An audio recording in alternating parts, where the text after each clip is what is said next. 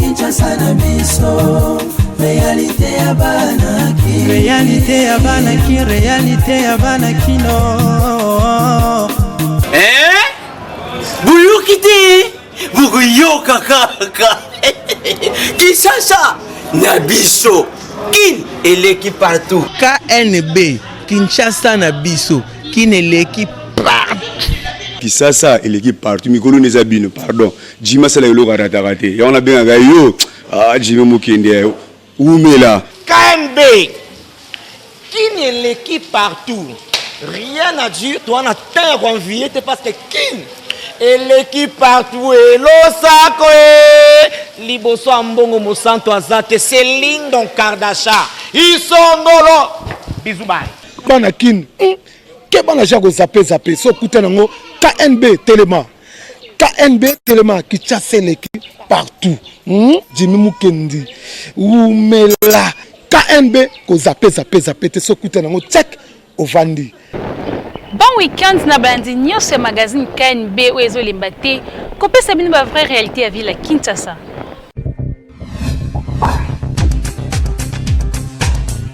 On doit mettre sur pied un état de droit. Au nom du Père. Et dans un état de droit, il y a une justice indépendante. Du Fils. Et du peuple. Ce n'est pas pour rien qu'on fait des constitutions. Nous l'avons promis. Pourquoi Mboké débat? Parce que ceux qui arrivent et qui sont censés prêcher par l'exemple, eux prêchent par le mauvais exemple. Nous l'avons défendu. Un état de droit, c'est celui où tout le monde respecte la loi. Soit mon konzi bandi pour détourner bandi bako. Mais toi tu crois que au balandi on a besoin. Balanda peko. Nous y avons cru. Mais ce que mon konzi lobi abi bon le kambako poana au salango yo aux amona mainanga c'est vrai totanga kana yo tu vas en prison. Nous y voilà. État de droit. Pour l'édition de Mokola Lelo, na page spéciale Oyo sur Misala ya baso de mouton pour l'anda condenser ya nata siata. Tol Oyo bozo mona bazo longola boye elakisi ke musala esili awa tozali na sod mouton ya croisement ya ba avenue Libération na boulevard du 30 juin na commune ya Gombe. Musala esili à 100%.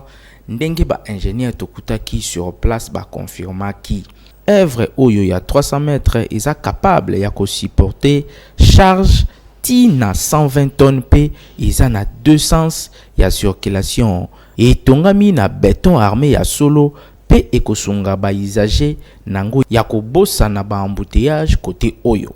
En tout cas, c'est un travail appréciable et en passant même, je me suis étonné de voir que on enlève déjà les tôles, donc les travaux sont bien déroulés. En tout cas, j'encourage le chef de l'État d'avoir pris cette initiative des 100 jours. C'est vraiment fantastique, c'est spectaculaire. Hein? C'est la première fois qu'on voit un truc de pareil à Kinshasa, en fait, ici en RDC. En fait, on voit très souvent ça à la télé. C'est vrai que ça a traîné, c'était dans le programme de 100 jours du gouvernement. Ça a traîné, il y a eu des problèmes. Les autres qui se retrouvent derrière le barreau, mais enfin, on voit quand même une œuvre de grande qualité, de haute facture et en tout cas, c'est à apprécier. En tout cas, coup de chapeau au président de la République. C'est vrai que ça n'a pas été facile. On ne construit pas un pays dans un seul mandat. C'est la continuité des services publics et on est très très content. On l'encourage davantage, qu'il aille de l'avant et qu'il investisse vraiment dans des projets à impact visible comme celui-ci. Nous, vraiment, le peuple, nous sommes déjà d'accord quand on voit déjà des choses comme ça parce qu'il y avait déjà quelques temps passés, on n'a pas vu ça. Aujourd'hui, si on dit que Mobutu il avait fait quelque chose, parce qu'aujourd'hui on voit des stades de martyrs, on voit des barrages, des Inga, et aujourd'hui quand on voit des sauts de moutons comme ça, on voit directement lui, vraiment félicitations.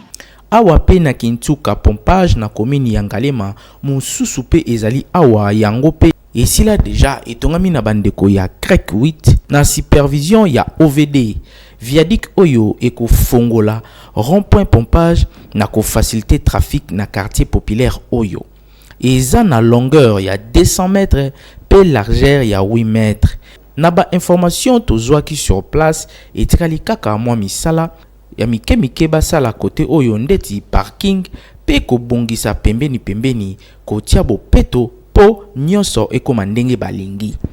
Implication ya chef de l'État na misala oyo nde et accéléraki misala après plusieurs mois ya ralenti pe légèreté oyo ezalaki observé na projet oyo.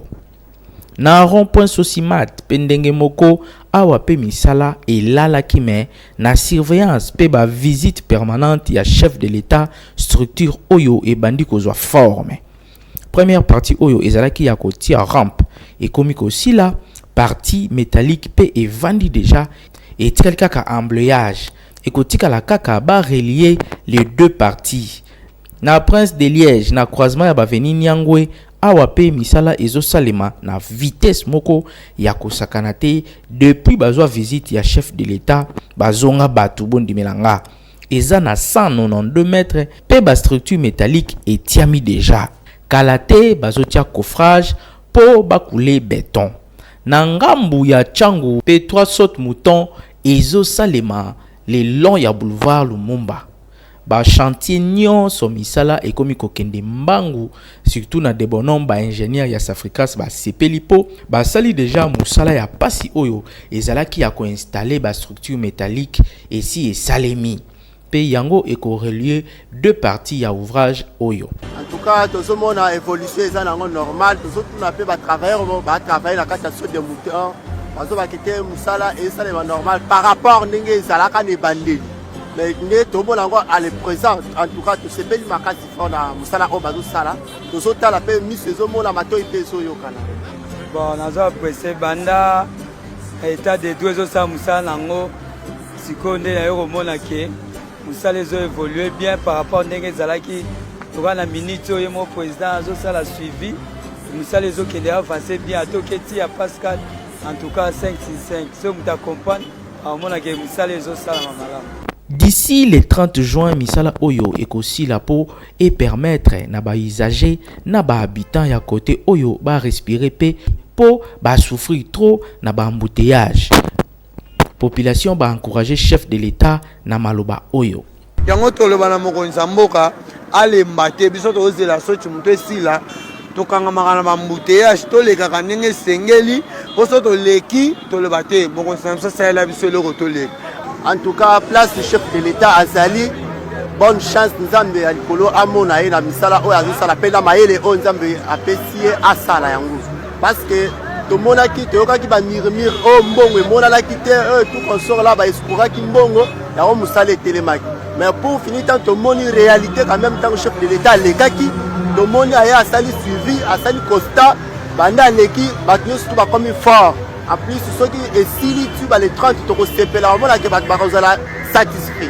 Ya lo ba mingi ezate mokonza moka zwa courage à continuer musala. Ala ndao de lekaki te. O lekaki eleki na o ezali boso, ezoya liboso na ye ayebike. Avant de sara vie sociale yango na osenga. Kinshasa eleki partout. Bolanda compte rendu à Conseil de ministres à Mokolo lobby vendredi 29 mai 2020 reportage Yanata Siata. La 33e réunion du Conseil des ministres s'est tenue ce vendredi 29 mai 2020 par télétravail sous la présidence de Son Excellence Monsieur le Président de la République, chef de l'État. 5 points étaient inscrits à l'ordre du jour, à savoir communication du Président de la République, point d'information, approbation d'un relevé des décisions du Conseil des ministres, examen et adoption des dossiers, examen et adoption de projets de texte. S'agissant de la communication du président de la République, elle a porté sur 4 points. Primo, le président de la République a fait le constat que de plus en plus la République démocratique du Congo est condamnée par défaut au paiement de fortes sommes d'argent au niveau des instances judiciaires et des chambres arbitrales internationales, alors que le pays aurait dû éviter de telles condamnations, notamment le cas d'Exim Bank China et Dig Oil. Pour mieux défendre les intérêts de l'État congolais, le vice-premier ministre, ministre de la Justice et garde des Sceaux, a été chargé de prendre toutes les dispositions qui s'imposent pour assurer une meilleure défense des intérêts de la République relatifs à tous ces dossiers qui remontent à plusieurs années et au besoin pour la négociation devant conduire à des arrangements amiables pouvant consister à l'effacement pur et simple des créances mises à charge de la République. Secondo, concernant la directive du Premier ministre sur la soumission préalable des arrêtés au Conseil des ministres, le chef de l'État a rappelé l'obligation de respect de ces directives par tous et le report des arrêtés pris en violation de la directive. Tertio, insécurité grandissante dans nos villes. Au vu de l'insécurité qui tend à se généraliser dans certaines villes de notre pays, en particulier à Kinshasa et Lubumbashi, le président de la République a instruit le gouvernement à prendre toutes les dispositions pour enrayer ce cycle de violence, tout en mettant en garde les autorités tant civiles que militaires qui se complaisent à tolérer une telle dégradation de la situation sécuritaire. Quarto, ouverture des restaurants, bars et autres espaces pour raison de Covid-19. Le président de la République a reconnu la nécessité de la réouverture de ces espaces dans le souci d'atténuer l'impact de Covid-19. Toutefois, il a préconisé que cette question soit étudiée par le gouvernement pour concilier les exigences de la lutte contre la propagation de la pandémie et la reprise progressive des activités économiques. Se penchant sur la situation épidémiologique, le ministre de la Santé a brossé les tableaux de la pandémie entre le 10 mars et le 25 mai 2020. Il a été fait l'état au plan national de 2545 cas confirmés, 68 décès et 365 cas de guérison. Le ministre a déploré la multiplication malheureuse des incidents contre les équipes de la riposte, surtout à Kinshasa. La situation de la société minière de Bakwanga, MIBA. Le ministre du portefeuille a informé le Conseil de ministres le résultat de la mission d'audit qu'il a diligentée auprès de cette société et dont le rapport daté du 23 mars relève d'importants dysfonctionnements au titre de la conformité, de la gouvernance et management, de la production et de la gestion financière. La situation actuelle de la MIBA a préoccupé profondément les membres du Conseil qui a décidé de la suspension immédiate du Conseil d'administration et de la direction générale, ainsi que la désignation des chargés de mission aux fins d'examiner les pistes de redressement de la situation et la convocation d'une assemblée générale. Commencée à 12h50, la réunion a pris fin à 21h. L'Assemblée nationale a déclaré qu'il recevable la proposition de la loi sur protection des handicapés. Reportage de Nata Siata. Na plénière ya lobby vendredi 29 mai na Assemblée nationale, ba députés nationaux ba déclaré qu'il est recevable après examen. Il y a proposition ya loi organique portant protection et promotion ya ba droit ya ba personnes vivant avec handicap. Loi Oyo ezalaki orientée na commission tripartite composée na commission politique et administrative et juridique au babengaka PAJ, commission socio-culturelle pe Oyo ya ba droit de l'homme. Ba instance wana bazali na 10 jours pour étudier loi yango na profondeur nyonso. Kasi proposition ya loi yango ekopesa pouvoir public moyen de sorte que ba personne vivant avec handicap ba continuer kozala poité na société ndenge honorable Eve Bazaiba oyo azali initiatrice ya loi yango alobaki abakisaki pe lisusu ke bandeko na biso ba personne vivant avec handicap bazali batuluko la biso nyonso oyo tozali ko bénéficier ndenge moko en terme ya ba droit pe ya ba devoir po atako baza ba handicapé mais bazali batu ya mayele pe na ba compétence oyo ezo contribuer na développement ya mboka na biso. Kinshasa et l'équipe partout.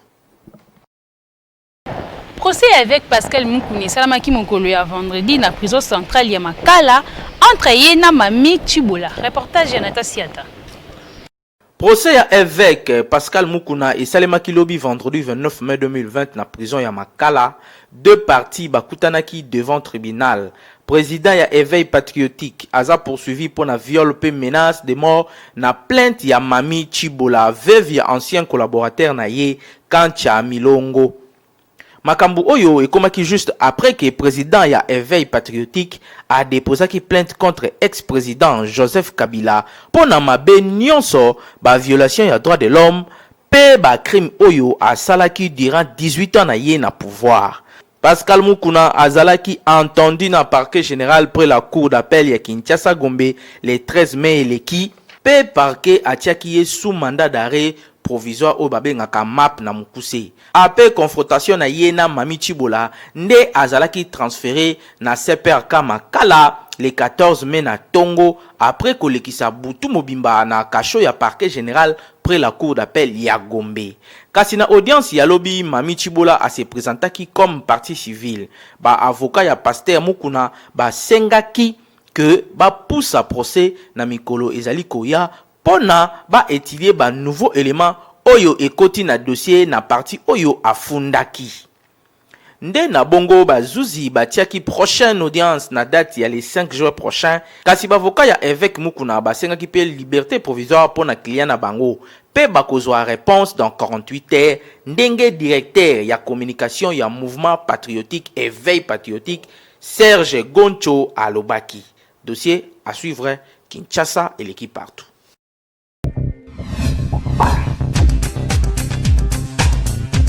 Betesco toujours na cadre ya kosunga population asali miliki kitoko na kombo ya polo pe ezotekama partout.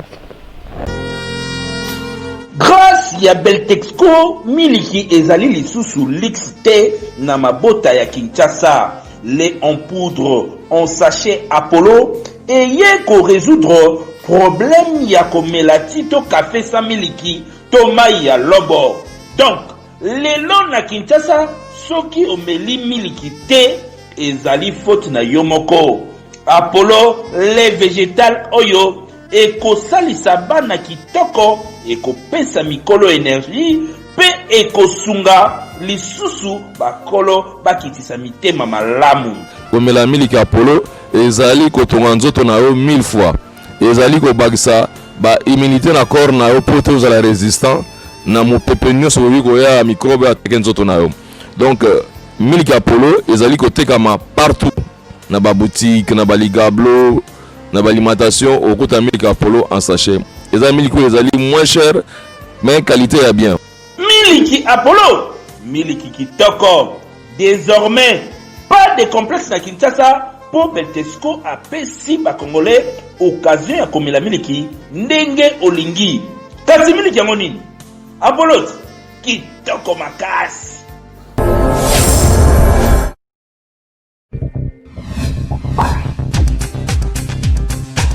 Coordonnateur ya KNB azo continuer toujours kotika espace gratuit pour na bat nyonso oyo bazana message pour na sensibilisation ya coronavirus.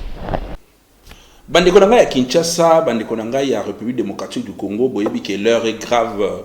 Mboka na biso ezali na souci, tozali na problème oyo ekweli biso à travers le monde entier. Likambo oyo ya coronavirus. Ndeko congolais respecter ba consigne nyonso epesami na bakondi. Ba consigne ya hygiène esengeli toyeba ndenge nini toko repousser yango parce que ezali kosala déjà ba mort bozali koyoka o ezali koleka na Italie. Yango na biso en tant que ba leader d'opinion, biso en tant que ba serviteur na bino ou tout serveur bino à travers ba média na casquette nanga ya coordonnateur ya magazine Kinshasa na biso na ko annoncer bino boye. Bato nyonso topé ba autorité nyonso oyo bazali na message lié na coronavirus pour la sensibilisation, c'est-à-dire bozala une association, bozala structure, bozala individu, message na yo oyo ezali ko kende na sens ya ko sensibiliser bandeko, na sens ya ko appuyer riposte oyo tozali ko sala awa na magazine na bino KNB ekoleka gratuitement. KNB magazine na bino Kinshasa na biso et ko continuer ko servir bino ndenge elongo bani boyebi ke bolandaka biso chaque jour à partir de 18h30 na Show TV, à partir de 19h30 à PIC TV et puis à partir de 20h30 na Baraka TV. En rediffusion toyaka à partir de 10h30 na Baraka, à partir de 11h30 na Show TV et à partir de 14h na PIC. Donc message Joana topé encouragement au beaucoup ko encourager bandeko par rapport ya tant autres vous allez ko passer beaucoup ko tinde la biso yango à travers numéro o ils affiché na ba écran na bino numéro ya KNB WhatsApp na biso ko za la polele pona ko yamba ba message na bino sinon ceux qui bomoni que nécessité ezali que ba équipe na biso o ils à travers Kinshasa Mobimba et yakuna tokoya kozwa ba image wana nyonso boko sala topé ba message boko sala pona coronavirus pona lutte to pona ko informer bandeko to lekisa yango gratuitement to respecter ba consigne ba kondi et puis biso nyonso to longa coronavirus. Bolanda évolution ya coronavirus na République démocratique du Congo. Reportage de Natasiata. Coronavirus maladie oyo ezo continuer ko pesa mutu pasi na mokili mobimba.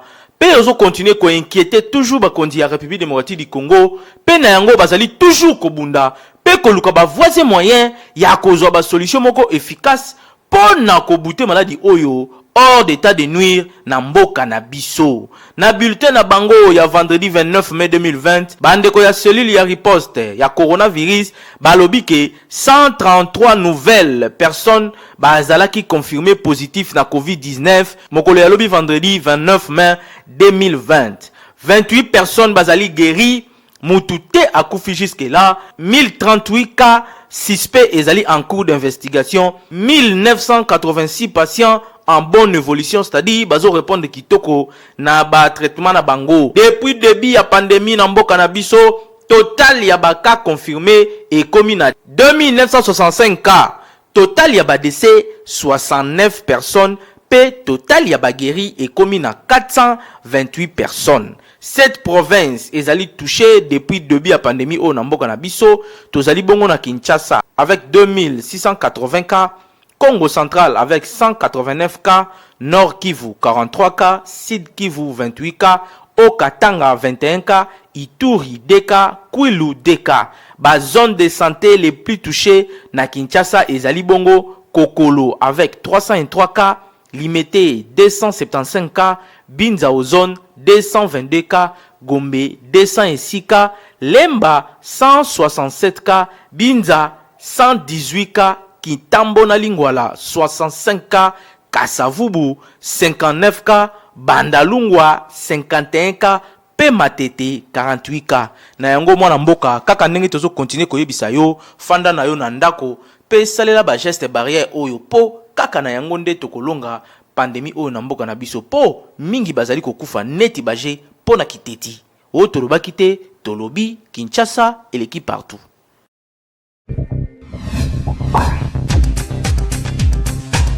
Ba comportement oyo ba jeune fille mususu ba koma yango soki kaka mobali après de te directement à keko miko talibala et pas mobali. Yango micro ya KNB kitaki na terrain ko tuna population soki eza obligatoire na mwasi oyo ba après de te akoma ko vendre ensemble na mobali. Reportage ya Hervé Zaka. Tomonaka ba jeune fille mususu bazalaka soki kaka mobali après de te ye mbala moko akeko kota libala et pas mobali na ye.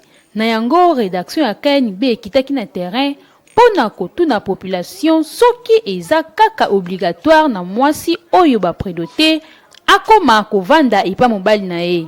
Boka ndenge bandeko ba répondre na micro na biso. Wana za libala te wana za ko mona ndako po koyebana. Po ta mususu ko koti ba tingisa yote ko yego lukanani. Po ba yebi ke asa kota ke aye asa tsengenzela. Po ndaka mutu bakota kapamba te okeka bufungule po to koti. Il faut osengenzela na kola ndako yango aya ko sengenzela. Me bana biso nde bazosala erreur. Bakoko na biso bazosala erreur. Ayebi te ke nini ngo bazobongosila yo. Baobongosila nzela po za na mzela malamu.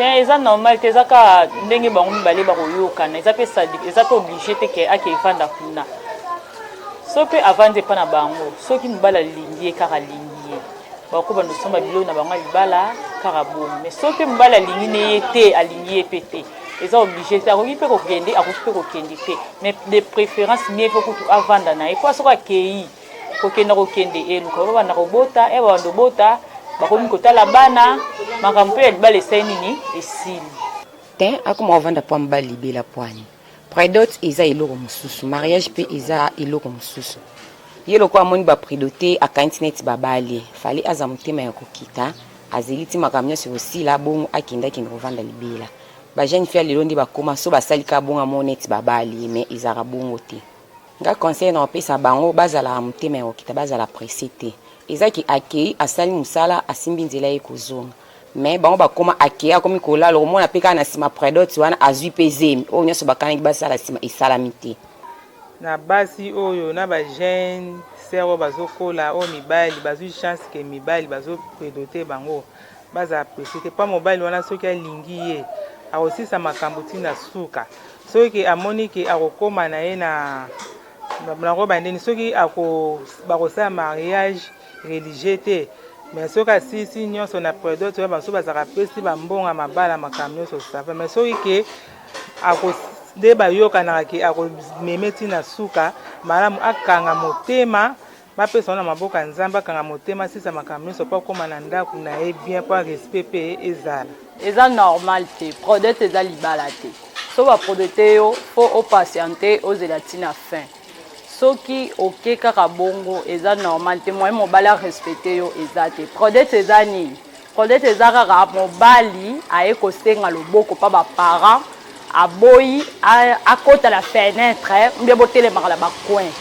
eza te soki baprodete yo nde eza libala libala eza coutumier mpo na nga likambo koloba yango wana basi oyo bakendaka komikotisa eza bien te bandeko basi bosimba mpe boyeba ke predote eza libala te libala ya solo eza soki mobali na yo aye kopesa biloko ya kutime na fami na yo wana nde oza na droit ya kokende kovanda epa mobali na yo baoyo basalaka bongo botika mpo mingimingi baoyo basala bongo eza pasi mpo mobali aya kobala yo surtout soki obandi deja kobota lisolo ya libala bosana na yo Kinshasa eleki partout.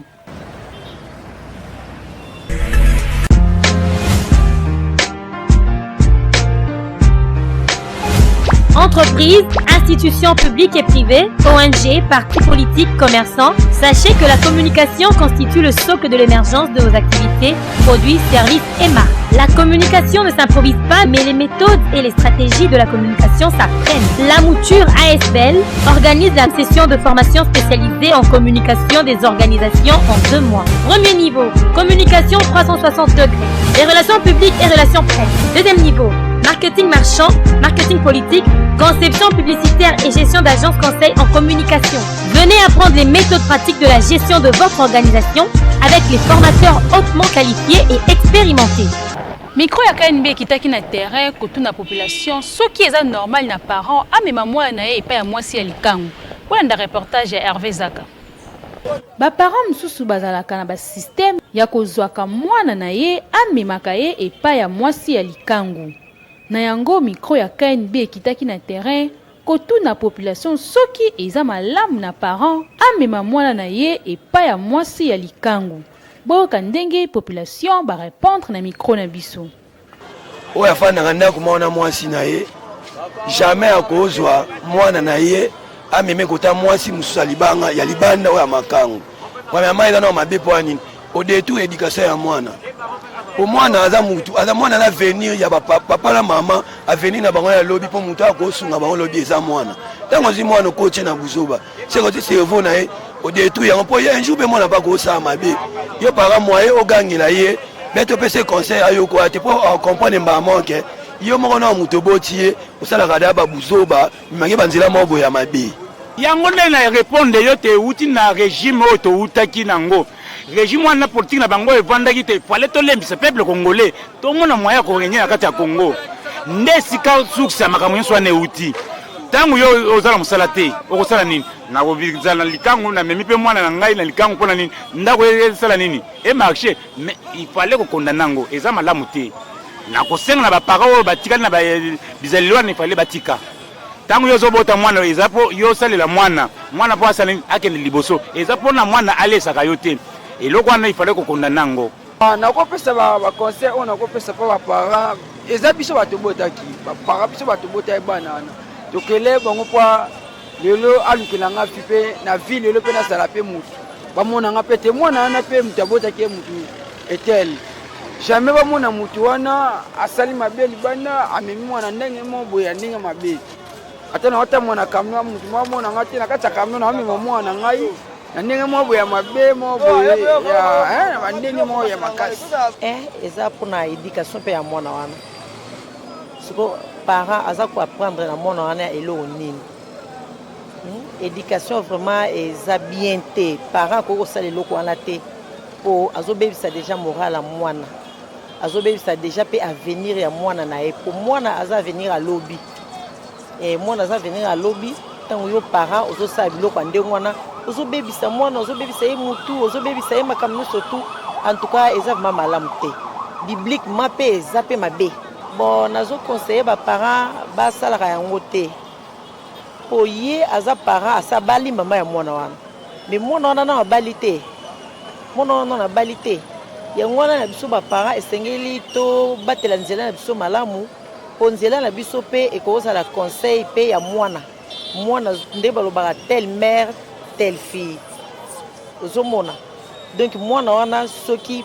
baparent na ye balakisi nzela ya malamu eza pe bénéfice pe ya parent ye moko eza pe bénéfice pe ya mwana ye moko epuis komo nzambe pe okomisama baparent botika basysteme bokoma nango ya kozwaka mwana komemaka ye epai ya mwasi ya likangu po wana ozodétruire éducation ya mwana pe mwana esengeli te ayeba bamama mibale à la fois. Kinshasa eleki partout. Bozalaki bongo ebele ya kolanda magazine kani beka se comme na suka soki bosepela ki édition ya mokolo lelo bopesa merci na équipe rédactionnelle mobimba ya kani be na sima caméra tozalaki bongo na Hervé Zaka double poumon na réalisation tozalaki na Nata Siata pe coordination ya Dimu Kenzi kaka ndenge tolobaka bobosanaka te ko s'abonner massivement na chaîne YouTube Kinshasa na biso Kinshasa yo eleki partout.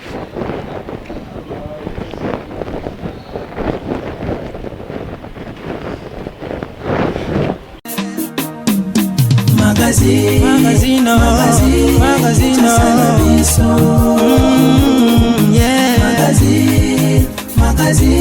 Kinshasa na biso réalité ya banaki réalité ya banaki kino